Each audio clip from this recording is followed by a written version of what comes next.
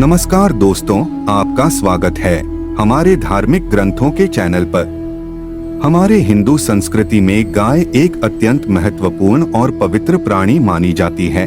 गौ को माँ के समान सम्मान दिया जाता है, इसलिए गाय को गौमाता भी कहा जाता है और देवताओं की तरह ही उसका पूजन भी किया जाता है।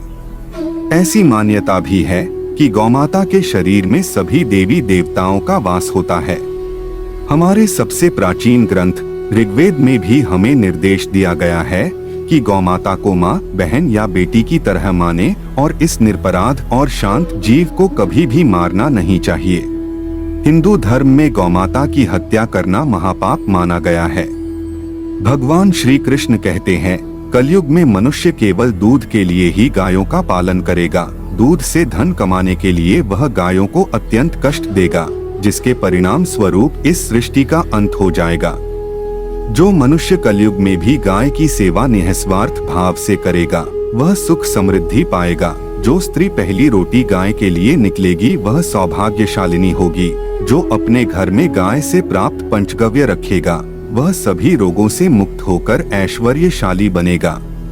दोस्तों, हिंदू धर्म में गौमाता की सेवा को सर्वश्रेष्ठ माना गया है और जो भी व्यक्ति प्रतिदिन किसी न किसी तरह गौमाता की सेवा करता है, वह ईश्वर की सेवा करने का पुण्य पाता है।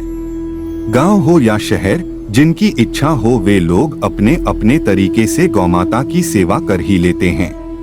गांवों और छोटे शहरों में जगह की कमी नहीं होती है, इसलिए कई लोग अपने घरों में ही गाय को पालते हैं। लेकिन शहरों में तो यह बिल्कुल भी संभव नहीं है, तो लोग गौशाला जाकर या अपने आसपास ही गाय को रोटी या चारा खिला देते हैं। गौमाता को माता लक्ष्मी का रूप भी माना जाता है। प्राचीन काल से ही गौमाता की सेवा और संरक्षण करने की परंपरा चली आ रही है। आपने पौराणिक कथाओं में पढ़ा ही होगा कि ऋषि मुनि अपने आश्रम में गौमाता को पालते थे और उनकी सेवा करना अपना धर्म समझते थे। भगवान श्री कृष्ण भी गौमाता को बहुत महत्व देते थे, यह किसी से भी छिपा हुआ नहीं है। आज भी हमारे समाज में गौमाता को उतना ही सम्मान प्राप्त है। हिंदू घरों में हमेशा ही पहली रोटी गौमाता के लिए ही बनाई जाती है और गौमाता को प्यार से खिलाई जाती है। आज हम अत्यंत पूजनीय और सम्माननीय गौमाता के विषय में कुछ बातें आपको बताएंगे और साथ ही यह भी बताएंगे कि गौमाता को कौन सी वस्तुएं खिलानी चाहिए और कौन सी वस्तुएं बिल्कुल भी नहीं खिलानी चाहिए। तो चलिए देखते हैं। किंतु आगे बढ़ने से पहले कृपया चैनल को सब्सक्राइब अवश्य करें ताकि आपको अधिक धार्मिक जानकारी प्राप्त हो सके। सबसे पहले गौमाता से संबंधित कुछ विशेष बातों को जान लेते हैं। पहली है, गौमाता बहुत ही शुभ होती है। उनके दर्शन मात्र से हमें पुण्य की प्राप्ति होती है। इसलिए किसी भी अच्छे और महत्वपूर्ण कार्य के लिए जाते समय यदि हमें अचानक से ही गौमाता के दर्शन हो जाते हैं, तो समझिए कि यह एक बहुत ही शुभ संकेत होता है और जिस काम के लिए हम निकले हैं, वह काम जरूर सफल होता है।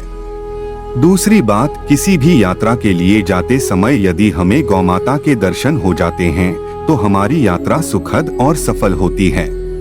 तीसरी बात, ज्योतिष शास्त्र के अनुसार कुंडली में यदि पितृदोष होता है, तो अन्य उपायों के साथ साथ गौमाता को प्रतिदिन रोटी और घास खिलाने से लाभ होता है और पितृदोष से भी मुक्ति मिलती है।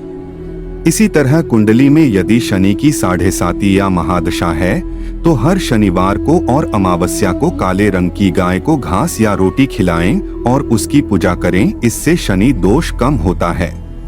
चौथी बात, गौमूत्र यानी कि गाय का मूत्र बहुत ही उपयोगी, पवित्र और स्वास्थ्य की दृष्टि से अत्यंत हितकारी होता है। आध्यात्मिक दृष्टि से तो गौमूत्र का महत्व है ही, साथ ही वैज्ञानिक और स्वास्थ्य की दृष्टि से भी गौमूत्र के बहुत से लाभ बताए गए हैं। गौमूत्र में बहुत से खनिज पदार्थ और स्वास्थ्य वर्धक तत्व होते हैं जो हमारे शरीर की शुद्धि करते हैं और बहुत से रोगों से भी बचाते हैं।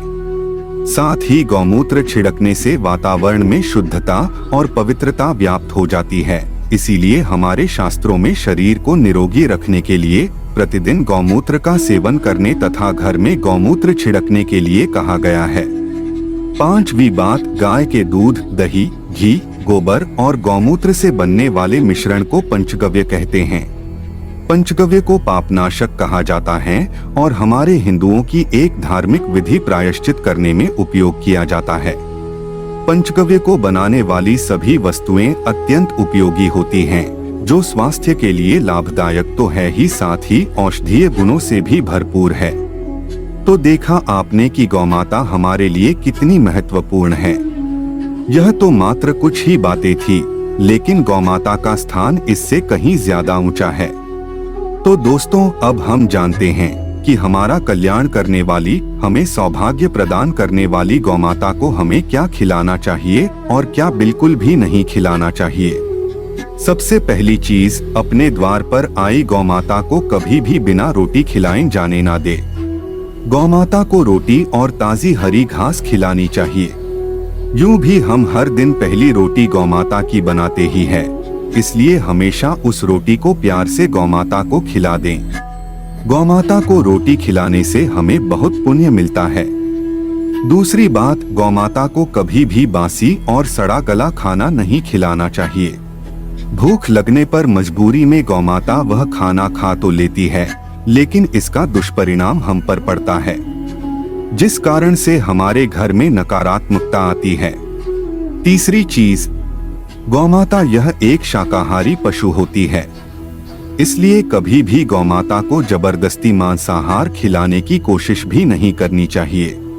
ऐसा करना महापाप के समान होता है। चौथी चीज, यदि हमारी कुंडली में दोष है, जिसके कारण हमें लगातार परेशानियों का सामना करना पड़ रहा है, तो हम गौमाता को रोटी खिलाते समय कुछ उपाय कर सकते हैं। जैसे यदि कुंडली में चंद्र दोष है, तो आप रोटी पर सफेद मक्खन, नमक या घी लगाकर गौमाता को खिलाएं। यदि कुंडली में शनि दोष है, तो रोटी बनाते समय आटे में थोड़े से काले तिल मिलाकर आटा गूंधे और इस आटे की ताजी रोटी बनाकर शनिवार या अमावस्या के दिन गौमाता को खिलाएं। इसी तरह मंगल या गुरु दोष हो तो रोटी के ऊपर हल्दी लगाकर गौमाता को खिलाएं।